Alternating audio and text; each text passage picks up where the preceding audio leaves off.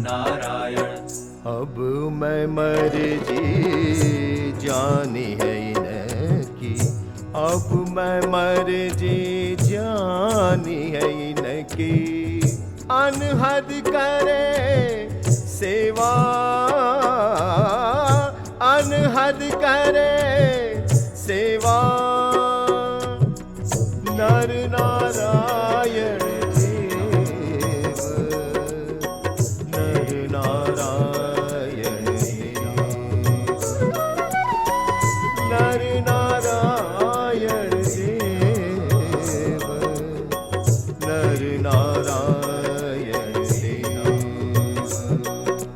धीम तनन धीम तनन धीम तदेना, धीम तनन धीम तनन धीम तदेना, नादिर धीम तनन नादिर धीम तनन नादिर धीम तदेना, नादिर धीम तनन नादिर धीम तनन नादिर धीम तदेना।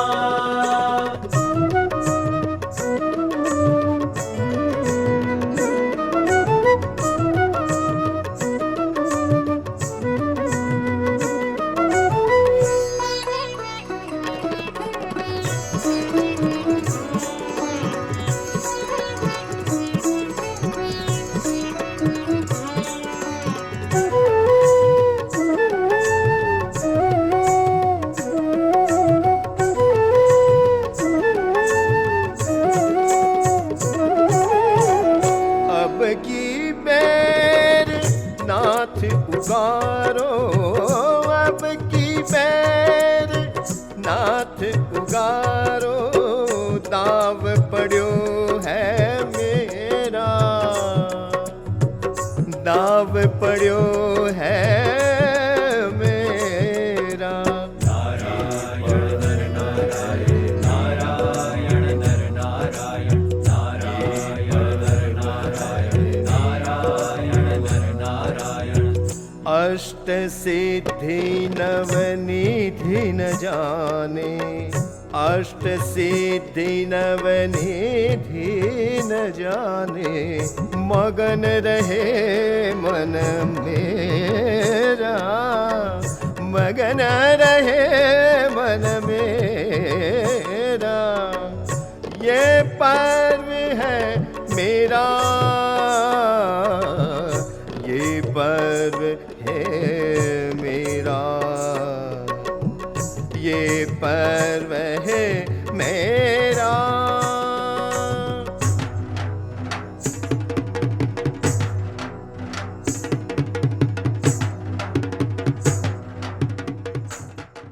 અમદાવાદ પીઠાધિપતિ 1008 આચાર્ય શ્રી કૌશલેન્દ્ર પ્રસાદજી મહારાજ અને ધર્મકુળ સમગ્ર આવી કરી અને આ સત્સંગને ખૂબ વધાર્યો છે. એ સત્સંગી હરિભક્તોને ખૂબ દર્શનનો લાભ આપ્યો છે. વિશેષમાં ધન્યવાદ છે. આપણો સત્સંગ એક તંત્રીએ બંધાયેલો છે. એને કારણે દરેક જોગ મંડળો ગામો ગામમાં જોગ મંડળની સ્થાપના થયેલી છે.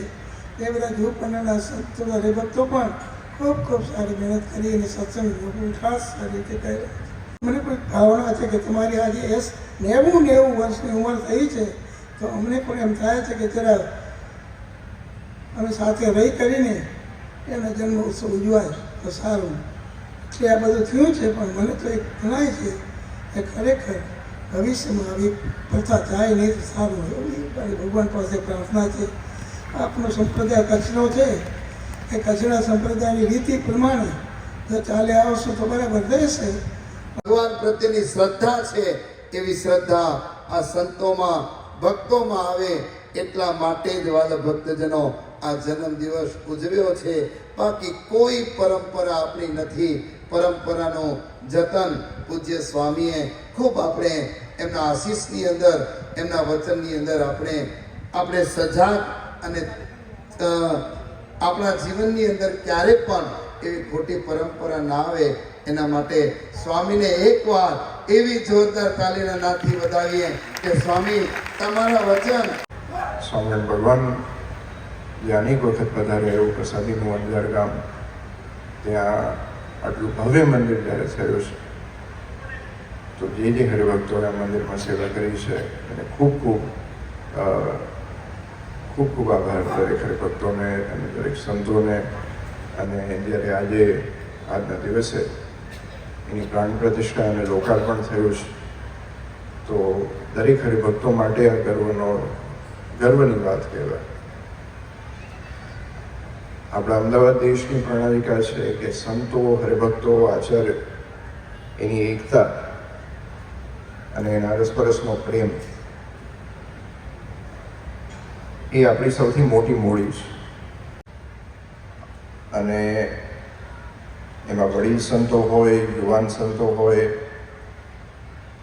ગામડાના હરિભક્તો હોય, વિદેશના રહેતા હરિભક્તો હોય, બધાએ જ્યારે એક થઈને એક લક્ષ્ય માટે કામ કરે છે કે કઈ રીતે આપણે સમસ્ત અમદાવાદ દેશનો સત્સંગ આગળ વધારવો અને અનેક લાખો હરિભક્તો સુધી જે સ્વામિનારાયણ સંપ્રદાયના મૂળ સિદ્ધાંતો સ્વામિનારાયણ ભગવાને આપણને આપ્યા છે એ પહોંચે અને અનેક જીવોનું કલ્યાણ થાય, અનેક મંદિરો થાય છે.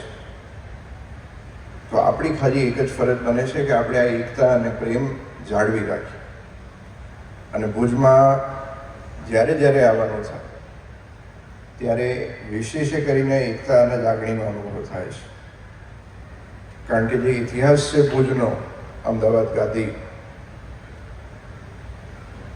એ ખૂબ નિકટના સંબંધો અને પ્રેમના સંબંધોનો છે.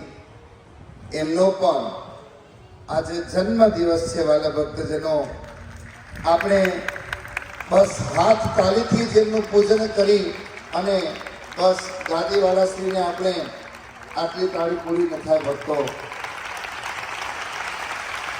ગાદીવાળા શ્રીને આપણે એટલી જ પ્રાર્થના કરીએ કે અમને પણ એવા આશીષ દેજો. એટલે અહીંયા ઉપસ્થિત લક્ષ્મી સ્વરૂપા અખંડ સૌભાગ્યવંતા પરમ પૂજ્ય આચાર્ય ગાદીવાળા શ્રી બધાને ગુરુના આશીર્વાદ આપે એવી અભ્યર્થના છે. આદરણીય સંતો, હરિભક્તો, જય સ્વામિનારાયણ. એક ઇતિહાસ જુદો રચાયો છે. ઘનશ્યામ મહારાજની સાથે સાથે રાધાકૃષ્ણ દેવ વિરાજમાન થયા છે. બધા એને હાર પહેરાયા, પણ હું મારા અંગત રીતે હૃદયપૂર્વક જેને હાર નથી પહેરે ને એને હાર પહેરાવા હૃદયથી.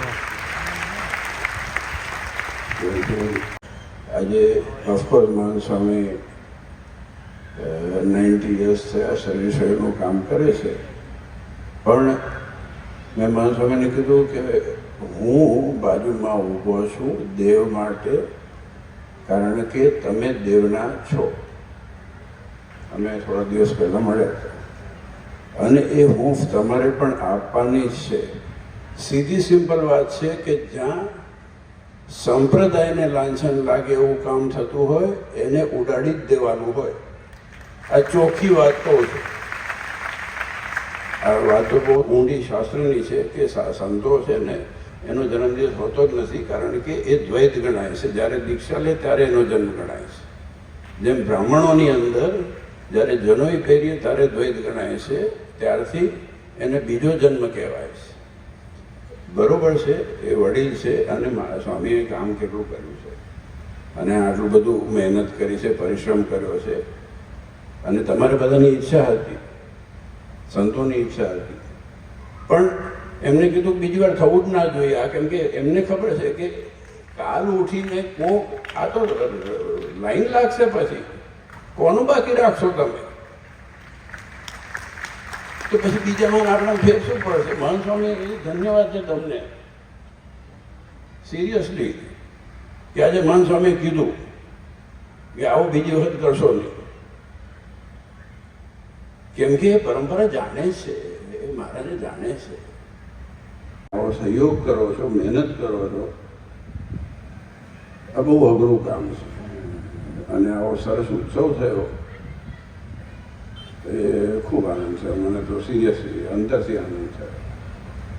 અમદાવાદ મંદિર, મૂળી મંદિર કે 99 મંદિરમાંથી ગમે તે મંદિર હોય, એ મંદિર એ આપણા છે, એ દેવ એ આપણા છે. અને એમાં કંઈ પણ થાય તો આપણે અડધી રાતે ઊભા રહેવાનું છે સિદ્ધાંત અને પરંપરાના આધારે. અને આજે ગર્વ છે કે મહાન સ્વામીએ એ વાતનું સંપૂર્ણપણે પ્રતિપાદન કર્યું. હેપી બર્થડે મહાન સ્વામી વન્સ અગેન. અને મને તો બહુ ગમ્યું મહાન સ્વામી જે કીધું. અને હાલો જમવા અરે કરો હાલો તારે આવે જઈએ. શ્રીપતિમ શ્રીધરમ સર્વદેવીશ્વરમ ભક્તિધર.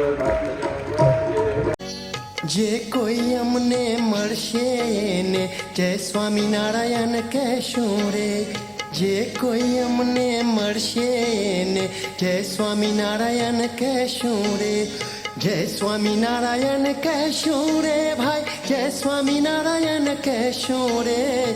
જય સ્વામિનારાયણ કહેશું રે ભાઈ, જય સ્વામિનારાયણ કહેશું રે. જે કોઈ અમને મળશે એને જય સ્વામિનારાયણ કહેશું રે. જે કોઈ અમને મળશે એને જય સ્વામિનારાયણ કહેશું રે. જે કોઈ અમને મળશે એને જય સ્વામિનારાયણ કહેશું રે. જે કોઈ અમને મળશે એને જય સ્વામિનારાયણ કહેશું રે.